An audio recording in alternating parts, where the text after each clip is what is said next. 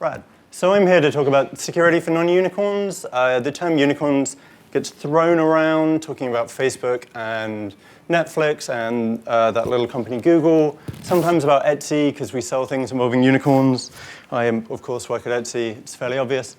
Obviously, as well, I work in security. You can tell that by looking at me. I used to work at Puppet Labs, so I blame Gareth for everything.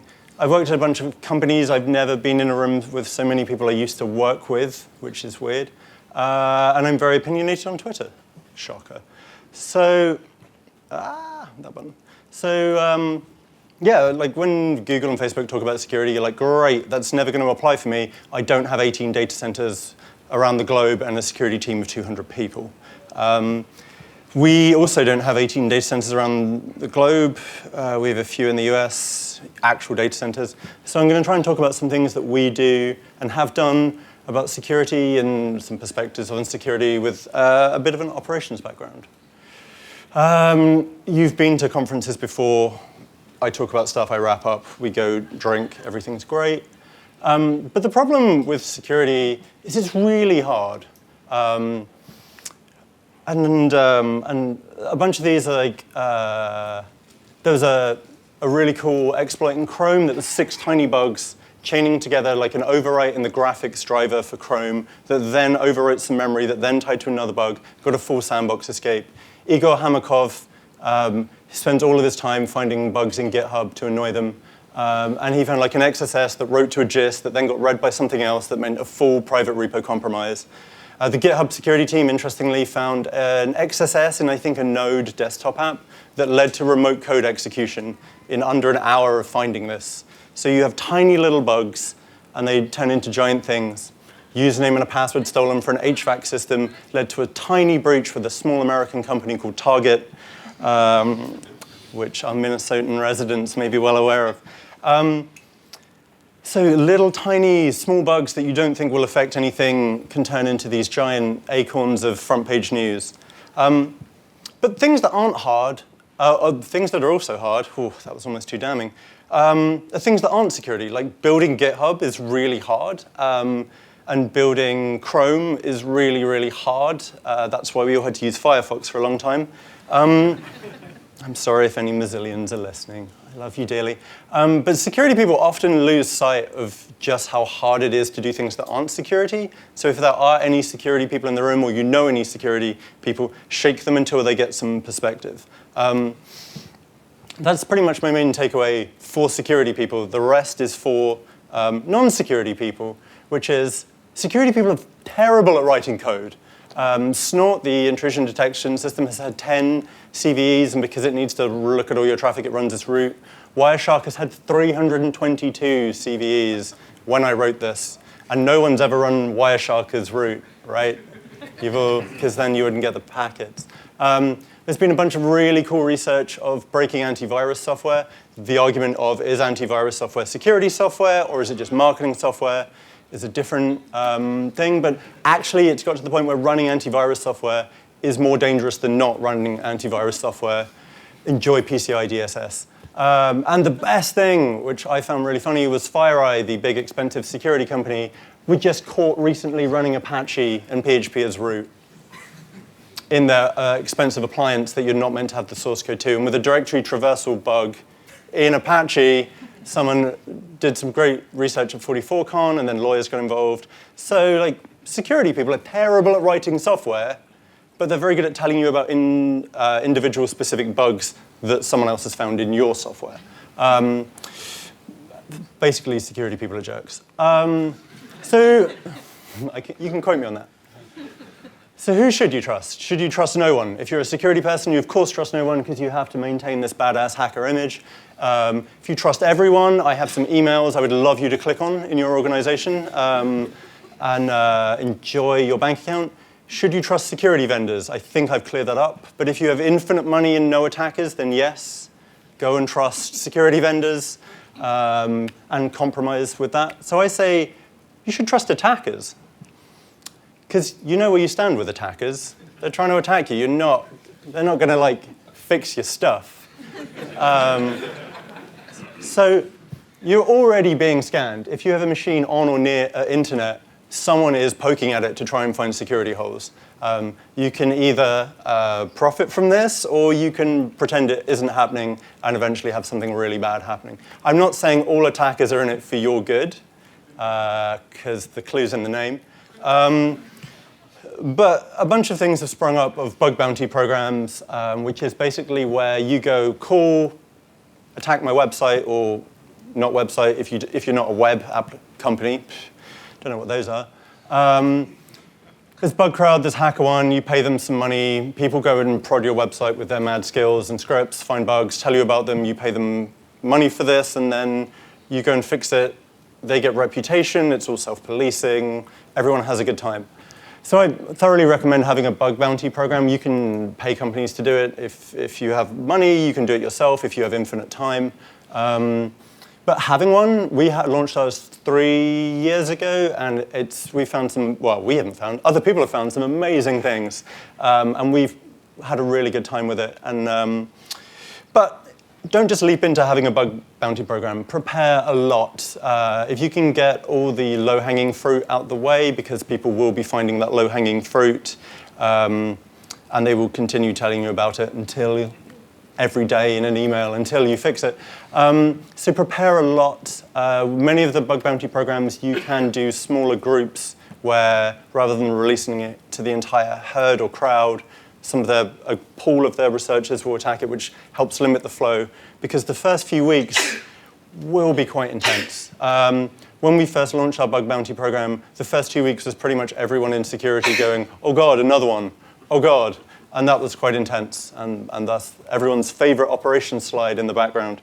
But after a while, it stabilizes out, and we get a few a week. We get really exciting ones every few months, mostly from one guy in Australia.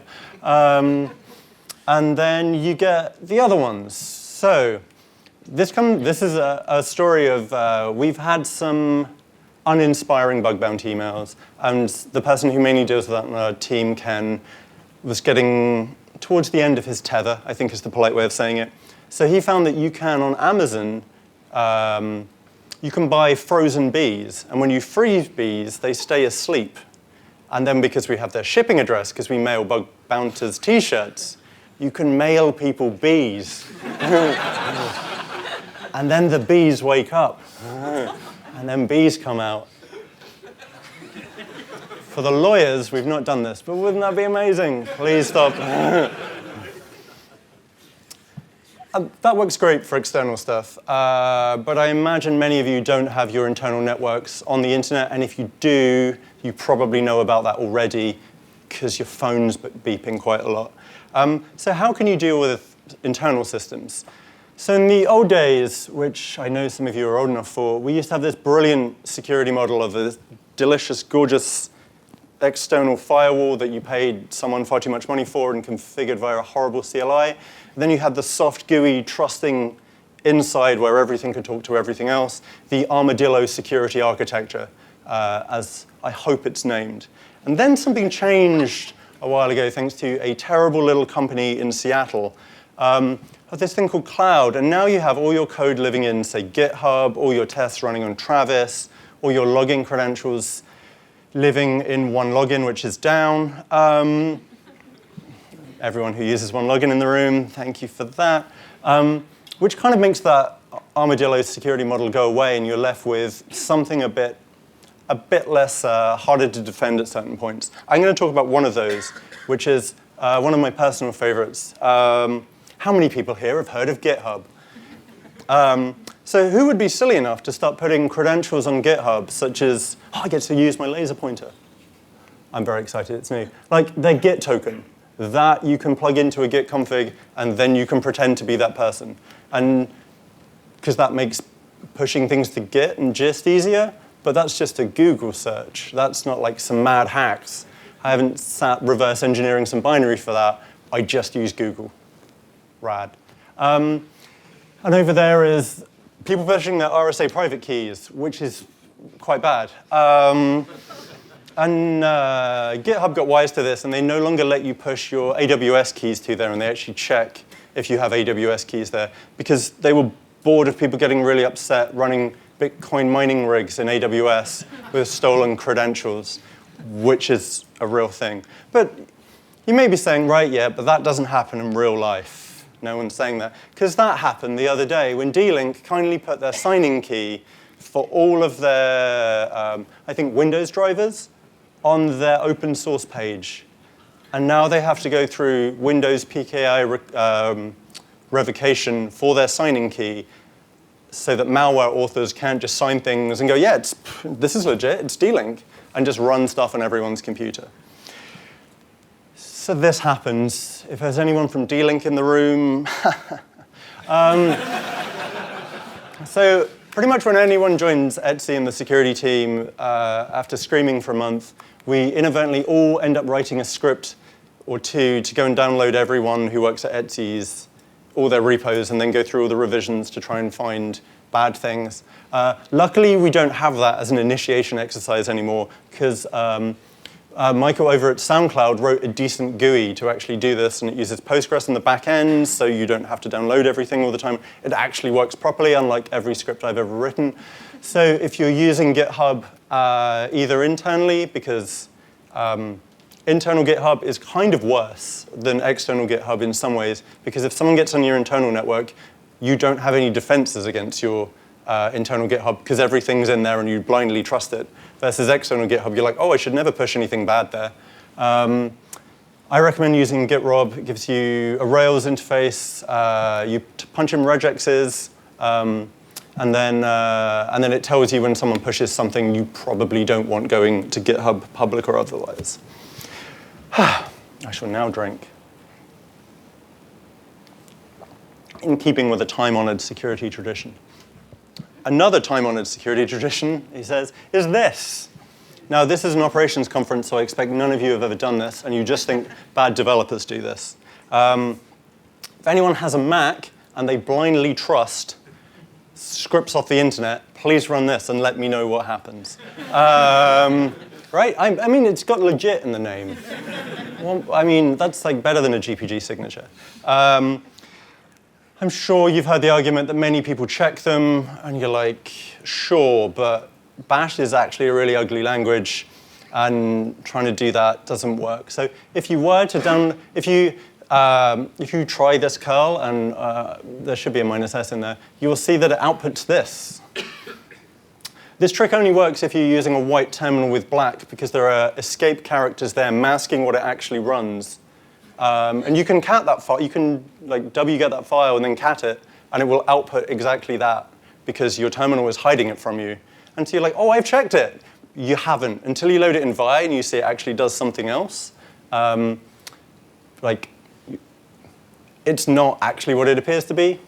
This is all good argument for talking to developers. Not that developers are bad people. The other argument is that it's no worse than packages. Like yum install sketchy, we'll install some stuff will run, everything will be bad. And like you can do this, this super nice post-install or pre-install script that just conveniently runs a root shell outward, a reverse root shell out to some random thing. You can put that in a script. But the thing is here, you have an artifact on disk. You can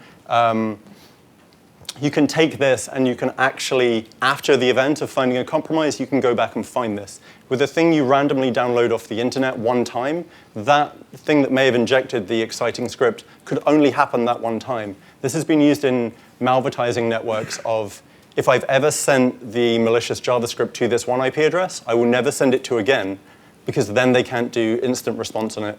Because they're like, no, it serves up fine JavaScript. So were I to write yet another malicious curl bash script, I would make it in a way that only sends it to one IP address every time. You only send it to things that are curl. Please stop doing this. And now, because I'm crazy, I have a live demo. Somewhere. Terminal. Guess where the monitor is. Curl. Standard. Oh, let's not do that.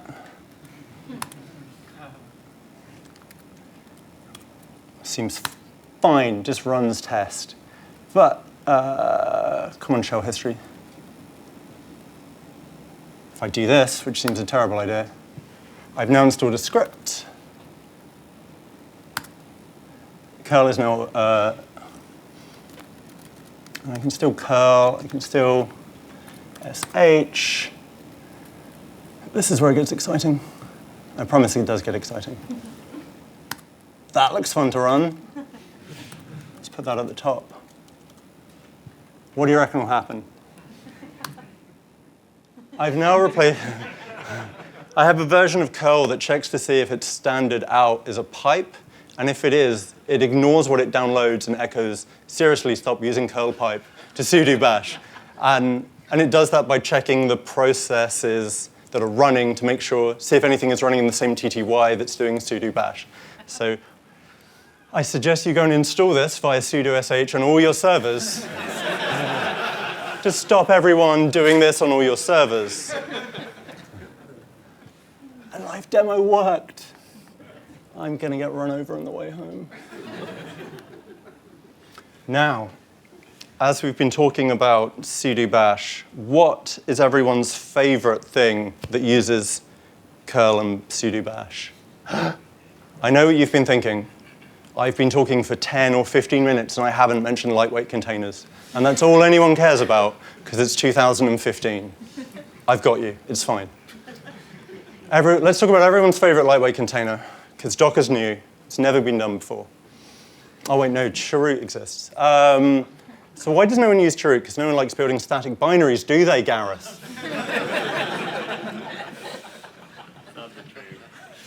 Because no one ever got bind to compile with -l static. And then when you did, a new version of bind came out. But Docker's revolutionary. It's doing stuff never done, but oh no, wait, no, FreeBSD did this. And they did it really well, because jails are actually awesome, and you can do entire virtualized network stacks, and there's process separation. It doesn't have a crappy bash script as an init thing. But no, let's talk about Docker some. Oh wait, no, Solaris did this even longer ago. And that was all XML, probably. And Solaris zones kind of died, and the only place they exist is in Puppet Labs' terrifying build infrastructure, and I'm sorry, Gareth. Do you work in finance? Yep. There we go. The only place Solaris lives. But no, let's go back to talking about Docker. Wait, no, AIX did this. But no one here is old enough to remember that.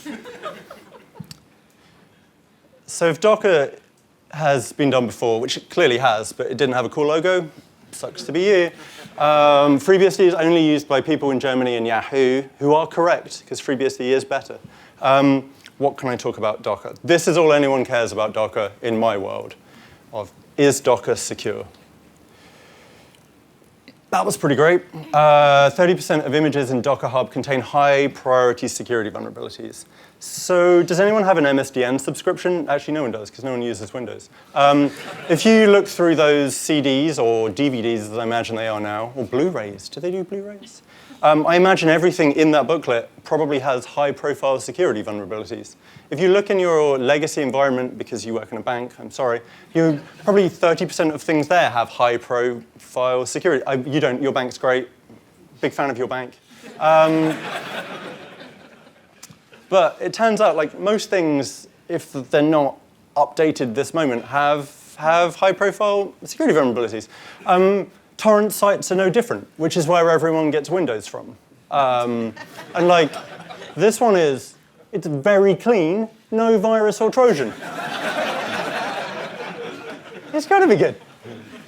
I mean, that's like Ahmed's root CA. Honest Ahmed, I should give him his full name. That's the best Mozilla ticket. But like Vagrant's secure, right? I mean, that URL, we all know that one. That's a classic URL. If someone isn't out there Trojaning Vagrant images, I have a weekend project for you. Because you will land on developer VMs in trusted networks, left, right, and center, and no one verifies anything in Vagrant. They just trust random boxes off the internet. So is Docker secure in that regard? No, trusting random files off the internet is still trusting random files off the internet. Stop trusting random files off the internet and piping curl into bash. The trick with Docker is the same trick with chroot, which is probably the same trick with everything else that we've been doing for 30 years or whenever that paper was written. Stop running things as root. You can break out of chroot with root. You can break out of Docker with root. They fixed that in 1.8. I'm sure someone knows more about this than me. You can break out of AWS until recently because of the floppy driver and the CD-ROM driver that you can't even disable because it's a key part of a library, Zen, which was written in the 1800s in Cambridge.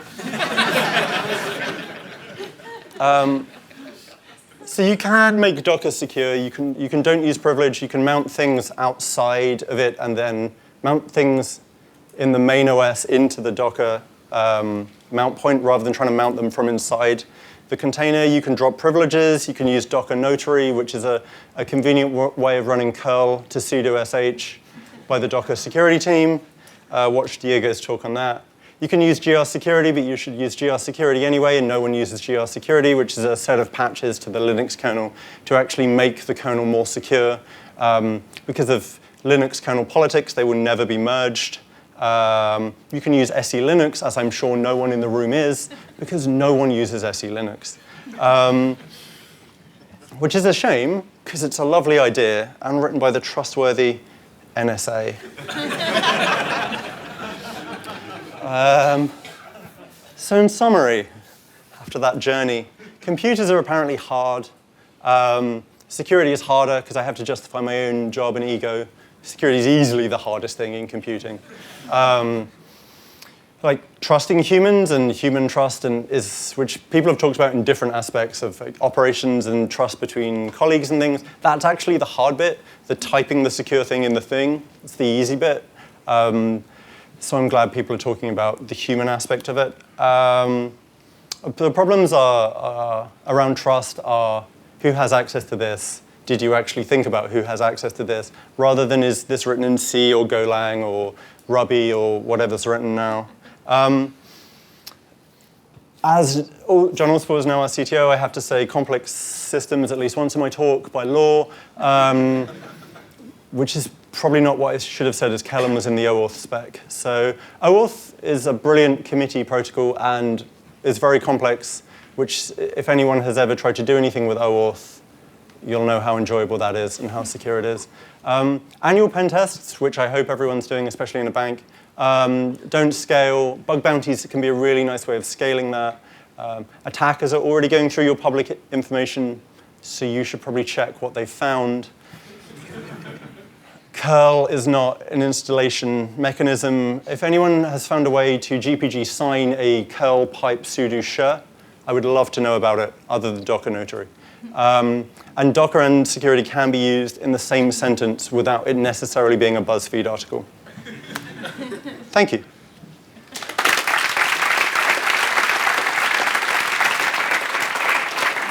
For 2 minutes, so a couple of questions. No questions is fine, because there's a bar. Ms. Krumhout. Okay, so I'm actually interested in what your take on Docker Notary is. Is this something where it should be decentralized? We should be expecting Docker to just sign everything for us? Like, how can that be something people can have confidence in? I think it's very new. It had to happen because the whole Docker has no security thing. And like, I don't... Repeat the question. Oh, yeah. Sorry, video people. I'm the worst. As a remote, I should know to do that. What are my opinions on Docker Notary? That's basically it. I think they've put a lot of work into it. They've taken it off academic crypto things, which is how the whole model actually works with the verifiable trust. I don't know its usage. I don't know. I think time will tell. I hope a better solution comes along because there's a lot of moving parts in that trust model. Yeah, I don't know, is anyone using Notary in Docker? You're all using Docker. This is what I hear. That's what Gareth tells me. Cool. Yeah, that's not a useful answer. Wait. Unikernels will fix it. Linux will be deleted. We'll all be running unikernels. Gareth will be burnt at the stake for his heresy. Any of these things are possible. Any questions I can answer, because I don't use Docker that much. You see a lot of agents that are actually installing via curl being piped to bash. So is this as much aimed at vendors when you say that? Because, I mean, we've got server density here. And I think... Have we? Yes, somewhere. It's on. Don't know what they do. And their agent installs via bash file. Okay. Is the installing via curl, is that aimed at vendors as well as... Well, it's because packaging is hard, especially on multiple platforms. And writing a shell script is easier than writing a decent installer, which is what Jordan Sissel's FPM project is designed to fix. And I thought I could try and make an RPM and a tar for my crappy shell script that installs the thing to fix you installing crappy shell scripts. But I just decided it was too much work. Arguably, unikernels will fix this by meaning you won't have to install anything. You'll download this whole artifact and use that. I looked on both Puppet Labs and Chef's website because I'm vindictive like that. And Chef definitely had more examples using curl to sh. And I know everyone installs brew that way because there's no other way to install homebrew on a Mac. So I probably shouldn't have said that with such conviction. So a Mac packaging is the worst thing in the world, so I understand why they're doing it. But yeah, if packaging wasn't terrible, the DNF in Yum, I hope fixes this when they get rid of RPM, or if they get rid of Yum. It's just my dream in general, getting rid of Yum. So a lot of the validation for using curl pipe to sh is if it's from an HTTPS site and you trust the vendor and all that sort of stuff, then it's not so bad. What's your take on that? Yeah, if you're doing curl sh from an HTTPS site, is that fine? There's still a whole bunch of steps in there. You're blindly, I mean, is it comparable to downloading a package off that thing and just randomly installing that package? I would say you still have an artifact on disk that you can do things with afterwards. You can verify it. You can, if it's a deb or RPM, you can GPG it because everyone does that.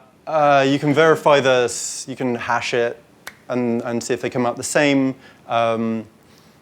I'm pretty sure most installers are curl -k because no one on Linux has worked out how to install CA certs.